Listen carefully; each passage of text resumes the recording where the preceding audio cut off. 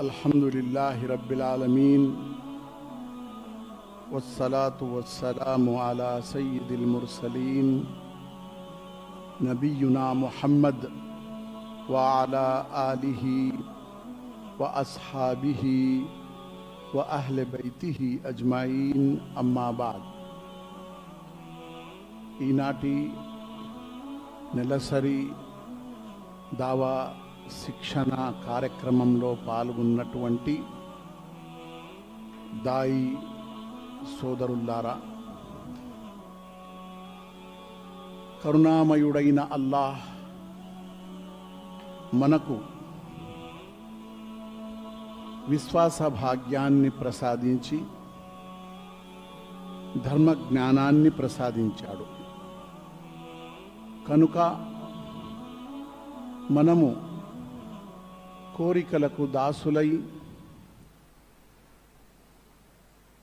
ఇతర మానవుల్లాగా పరలోకాన్ని మరిచి కేవలం భౌతిక అవసరాల కోసమే ఆలోచించి కృషి చేయడం కన్నా పరలోక మోక్షం కోసం మరియు ధర్మాన్ని అనుసరిస్తూ ప్రజలకు సత్యధర్మాన్ని బోధించడానికి జీవిత లక్ష్యంగా చేసుకొని ధర్మపరిచయ కమిటీలో చేరి జిల్లా స్థాయిలో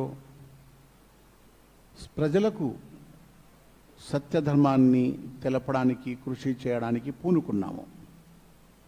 ఇది చాలా సంతోషకరమైనటువంటి విషయం. ఈనాడు పూర్తి లోకంలో, ప్రత్యేకంగా మన భారతదేశంలో కోటాను కోట్ల ముస్లిమ్స్ అనబడేవారు ఉన్నారు.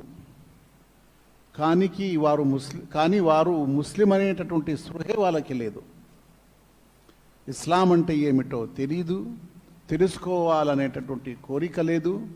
తెలిసిన వారు కూడా దీన్ని ఆచరించాలనేటటువంటి ఆలోచనలో లేరు. కాబట్టి భారతదేశంలో నివసించే ముస్లిమేతరులకు ముస్లిములే ఇస్లాంకు ఒక అడ్డంగా నిలబడి ఉన్నారు, కన్ఫ్యూజ్ చేస్తున్నారు. కాబట్టి ఇటువంటి ఈ పరిస్థితిలో మనం ఏదో ఈ 10-15 మంది మన ఆంధ్రప్రదేశ్లో, రాయలసీమలో, కడప జిల్లాలో ప్రజలకు ధర్మాన్ని బోధించాలని నిలబడ్డాము. కానీ మనం ఎంతవరకు ఈ హక్కును నెరవేరుస్తున్నాము అనేది మనలోని ప్రతి ఒక్కరూ ఆలోచించాలి. ఎందుకంటే ఇది శిక్షణా తరగతి. మొదటి విషయం ఏమిటంటే, ఈ సృష్టిలోని ఉత్తమ సృష్టి మానవజాతి. సృష్టిలో ఉన్నటువంటి సృష్టితలు, రెండో వైపు దేవుని యొక్క సృష్టి, దైవదూతలు. దైవదూతల పరిస్థితి ఏమిటంటే, అవి పూర్తి విశ్వ వ్యవస్థను నడుపుతున్నారు. వాళ్ళ పరిస్థితి ఏమిటంటే లా యాసూనల్లా, వారు ఎంత మాత్రం అల్లాహకు విధేయత చూపలేరు. ఆ నాలెడ్జ్ వాళ్ళకు లేదు, ఆ ఆలోచన వాళ్ళకు లేదు. ఇప్పుడు సెల్ ఫోన్ ఉంది, నేను బషీర్కు ఫోన్ చేయాలనుకుని నంబరు నేను షబ్బీర్కి చేసేస్తే అది బషీర్ పోతుందా? పోదు. ఆ ఫోను ఎవరికి ఏ నెంబర్ కొడితే ఆ నెంబర్కే పోతుంది.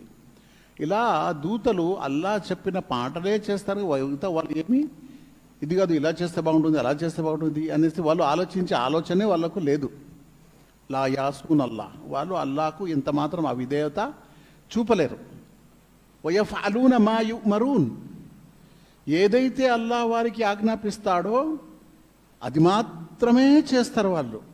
ఈ దూతల సమస్య. వారు పాప పనులు ఆలోచించనే లేరు, తప్పు పనులు ఆలోచించనే లేరు. ఆ శక్తి సామర్థ్యాలే వాళ్లకు లేవు. కానీ మిగతా జీవరాశుల్లో వారిలో ఆ మంచి చెడు అనేటటువంటి జ్ఞానం వారికి లేదు.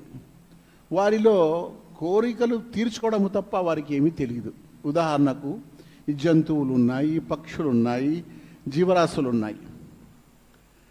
ఇప్పుడు ఇక్కడ కూరగాయలు పెట్టి ఉన్నాము, ఒక మేక వస్తుంది, ఏమయ్యా నేను ఈ కూరగాయ తినొచ్చా అని అడుగుతుందా? ఎవరిది ఇది, ఎంత డబ్బు? హలాలా హరామా అని. పచ్చగా కనిపించింది తినడానికి ప్రయత్నిస్తుంది, కట్ట ఎత్తుకుంటే పారిపోతుంది.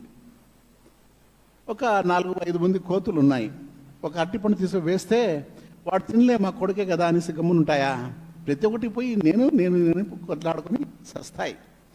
కాబట్టి వారిలో హలాల్ హరాము, ఇది మంచిది చెడు అనేది లేదు. వాళ్ళు వాళ్ళ స్వార్థం, వారి కోరికలు తీరాలి ఎంత మాత్రమే. అంటే చెడు వారిలో ఎక్కువగా వ్యాపించి ఉంది. వారు తన స్వార్థం కోసం పని చేయగలుగుతారు, వేరేది ఏమి వాళ్ళకి తెలియదు. కానీ ఈ సృష్టితుల మధ్య మానవుడు ఉన్నాడు. మానవుడికి అల్లా మంచి చెడ్డ విచక్షణ జ్ఞానాన్ని ప్రసాదించాడు. ఏది చెయ్యాలన్నా ఏది చేయకూడదన్నా ఆలోచిస్తాడు, ఇది తప్ప ఒప్ప అనేసి. ఈ జ్ఞానం దేవుడు కేవలం మానవులకు మాత్రమే ప్రసాదించాడు. అందుకే ఖురాన్లో 30వ భాగంలో ఒక చోట ఖురాన్ చెబుతుంది, ఫఅల్హమహ ఫుజూరహ వ తఖ్వాహ. దేవుడు ప్రతి ప్రాణి యొక్క మనసులో, అంటే మనిషి యొక్క మనసులో ఫఅల్హమహ ఫుజూరహ, దాని యొక్క తప్పుడు కోరికలు, తప్పుడు భావాలు, పాప భావాలు, కోరికలు అతని మనసులో ఫిట్ చేసి ఉన్నాడు. ఓ తఖ్వాహ, పుణ్యము మంచి అనే విషయాలుగా దాని మనసులో పెట్టున్నాడు. ఇంకా మనిషి చాయిస్ మీద ఉంది. ఉదాహరణకు ఒక కారు ఉంది, డ్రైవర్ మీద డిపెండ్ ఉంది, మీరు బ్రేక్ వేస్తారా ఎక్సలేటర్ నొక్కుతారా అనేసి. ఎక్సలేటర్ నొక్కితే స్పీడ్గా పోతుంది, బ్రేక్ వేస్తే ఆగిపోతుంది, అది మీ చేతిలో ఉంది. అలాగే ఈ మానవుడి చేతిలో ఉంది, అతడు పుణ్యం చేయాలా పాము చేయాలనేసి. కానీ అతడికి పుణ్యమేదో పాపమేదో తెలియదు. అది తెలుపడానికే దేవుడు ప్రవక్తలను పంపించాడు, గ్రంథాలను అవతరింపజేశాడు. ఆ ప్రవక్తల పరంపరలోని చివరి ప్రవక్త ముహమ్మద్ సల్లల్లాహు అలైహి వసల్లం. ఇప్పుడు ఆ ముహమ్మద్ సల్లంపై అల్లా తన ధర్మాన్ని పరిపూర్ణం చేశాడు. ఇంకా ప్రళయం వరకు ఎటువంటి మార్పులు జరగవు. కాబట్టి ముహమ్మద్ సల్లం తెచ్చినటువంటి గ్రంథాన్ని, ధర్మశాస్త్రాన్ని విశ్వసించి మనం ఆచరించాలి, అంత మాత్రమే. కానీ ఇప్పుడు ప్రవక్త గారు పరమపదించి 1400 సంవత్సరాలు 1500 సంవత్సరాలు కావస్తుంది. కాబట్టి ఇప్పుడు మనం ఎలా తెలుసుకోవాలి అంటే, ఆ యొక్క ముహమ్మద్ సల్లం ప్రవక్తను విశ్వసించి ఆయన తెచ్చిన ధర్మ జ్ఞానాన్ని సంపాదించి ఇతరులకు అందజేస్తూ వచ్చారు కదా పరంపర. సహాబాలు, తాబైన్, తబెతాబైన్, పండితులు, వారి ద్వారా మనం ఉడక ఆ యొక్క ధర్మజ్ఞానాన్ని సంపాదించుకోవాలి. చెడు వ్యక్తులు ప్రతి కాలంలో ఉంటారు, ప్రతి కాలంలో ప్రతి యొక్క వర్గంలో ఉంటారు. కానీ ప్రతి మనిషిలో దేవుడు ఈ అల్హమహ ఫుజూరహ వ తఖ్వాహ అని చెప్పాడు కదా. ప్రతి మనిషిలో ఏ వ్యక్తిని లోకం నుంచి తీసుకొచ్చి, నాయన నీకు ఏమన్నా తప్పుడు గురించి పాపాల గురించి కూడా ఏమైనా ఆలోచన వస్తుందా అని అంటే, లేదండి నాకు రానే రాదు, నా గడ్డం చాలా పెద్దది, నా టోపీ చాలా పెద్దది, నేను చాలా నమాజ్ చేసేవాడిని, నాకు అలాంటి ఆలోచన చెప్పాడంటే అప్పదం చెప్తున్నాడు అన్నమాట. ప్రతి మనిషిలో మంచి చెడు అనేటటువంటి కోరికలు దేవుడు పెట్టాడు. అతడు ఎన్నుకుంటాడు ఏది చెయ్యాలనేసి. అది అతని విశ్వాసం యొక్క పరిపూర్ణతను బట్టి, బలాన్ని బట్టి అతని యొక్క ప్రవర్తన ఉంటుంది. కాబట్టి ప్రతి మనిషి ద్వారా మంచి లేక చెడు జరిగే అవకాశాలు ఉంటాయి. కానీ ఒక విశ్వాసి, పరలోకాన్ని విశ్వసించినవాడు, ప్రవక్తను విశ్వసించినవాడు, దైవాన్ని, గ్రంథాన్ని విశ్వసించినవాడు ఎల్లవేళలా తన పరలోక మోక్షాన్ని దృష్టిలో పెట్టుకొని మంచియే చేయడానికి ప్రయత్నించాలి. కాబట్టి మనకు ధర్మం తెలియదంటే ఖురాన్ ఏమంటుంది, ఫస్అలు అహ్ల జిక్ర్ ఇన్ కుంతుం లా తాలమూన్. మీకు ఏదైనా విషయం తెలియకపోతే ధర్మజ్ఞానం తెలిసిన నిపుణులు ఉంటారు కదా, పండితులు ఉంటారు కదా, వారితో అడిగి తెలుసుకోండి. అడిగి తెలుసుకోవాలి.